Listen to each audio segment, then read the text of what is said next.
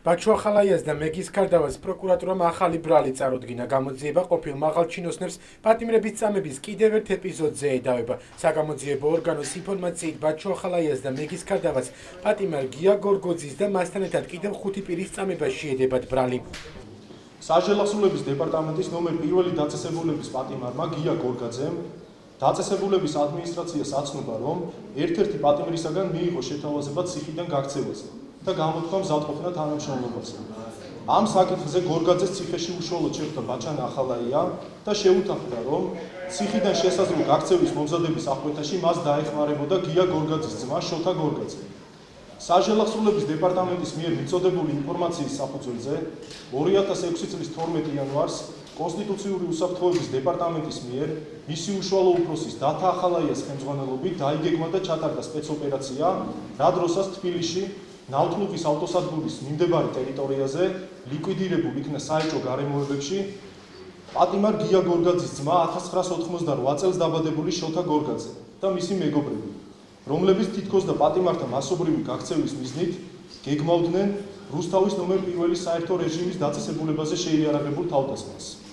სპეცოპერაციის დასრულებისთანავე სპეცრაზმის თანამშრომლების თანხლებით ბაჩანა ახალაია და მეგის ქარდავა მივიდნენ საჟელახსოვრების დეპარტამენტის ნომერ 1 დაწესებულებაში, სადაც ბაჩანა ახალაიას ბრძანებით პატიმრები გია გორგაძე, დავით ლეკვთაძე, ვალერიან პაპავა, მიხეილ მანდარია, მამუკა ბეჭვაია და ბერდია მესხი ეზოში გამოიყვანეს.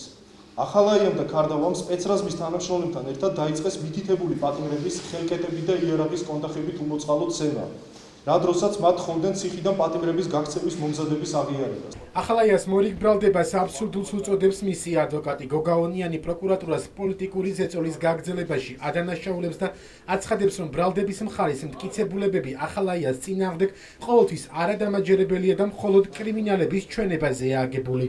ძალიან მალე ყველა გაიგებს რომ აღნიშნული ბრალდება არის აბსოლუტურად პოლიტიზირებული, არაფერი საერთო არ აქვს მტკიცებულებებთან, არის მხოლოდ რამოდენიმე პატიმრის ბაჩანა ახალაიაზე გაბრაზებული, ჭყალებში გაბრაზებული პატიმრის ჩვენებები.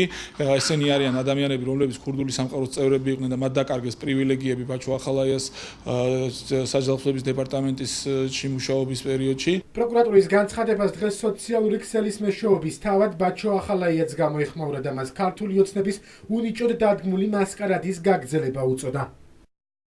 ხელისუფლება არაკომპეტენტური, არამდგრადი, უხერხემლო პრემიერ ღარიბაშვილის მეთაურობით აგრძელებს უნიჭოდ დადგმულ მასკარადს. როგორც მოსალოდნელი იყო, გრძელდება ბრალების ოდისია ჩემს წინააღმდეგ. ეს ყველაფერი სასაცილოა და ამავე დროს სატირალიც. საქართველოს ხელისუფლებამ დაიმკვიდრა არა საქმის მკეთებლის, არა ქვეყნისათვის მზრუნველი გუნდის სახელი, არამედ არაკვალიფიციური ისტერიული მატყუარა, მტრის რიტორიკის გამზიარებელი და ჯაშუშების მფარველ ადამიანთა ჯგუფის სახელი. მათი კრეატიული გონება მოსახლეობის კეთილდღეობას კი არ ემსახურება, არამედ ოპონენტების შევიწროებას, ძალადობას, ფაქტების გაყალბებას და ადამიანების ტრაგედიის გამოყენებას საკუთარი არაჯანსაღი პოლიტიკური მიზნებისათვის. ახალაიასა და ქარდავას წინააღმდეგ წამოყენებულ მორიგ საქმეს sapalamenто უმცირესობასა და უმრავლესობაში დღეს პოლიტიკური შეფასებები მოყვა.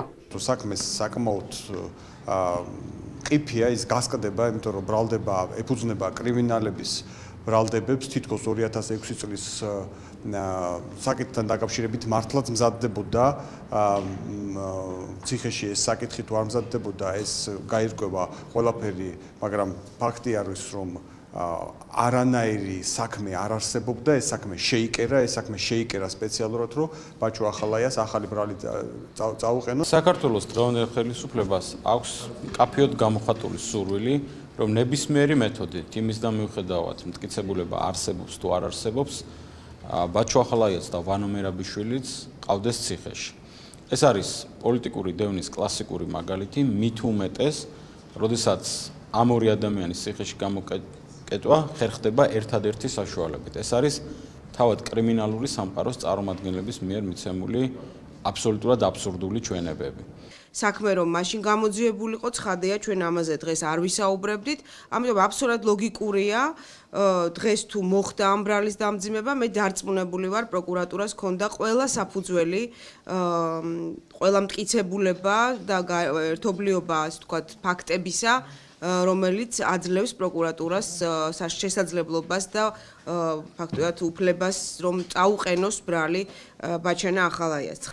საგამოძიებო უწყების ინფორმაციით საქმეზე გამოძიება გრძელდება და ბრალის დამტკიცების შემთხვევაში საჯარო ასულების დეპარტამენტის ყოფილ უფროს ბაჩო ახალაიასა და მეშვიდე საპრობილის ყოფილ დირექტორს მეგის ქარდავას 7-დან 15 წლამდე პატიმრობა ემუქრებათ. პროკურატურისვე ინფორმაციით გამოძიება დაწყებულია 2006 წლის 12 იანვარს კონსტიტუციური უსაფრთხოების დეპარტამენტის მიერ ჩატარებული სპეცოპერაციის გარემოებების დასადგენად, რასაც შედეგად 3 ახალგაზრდის ლიკვიდაცია მოჰყვა.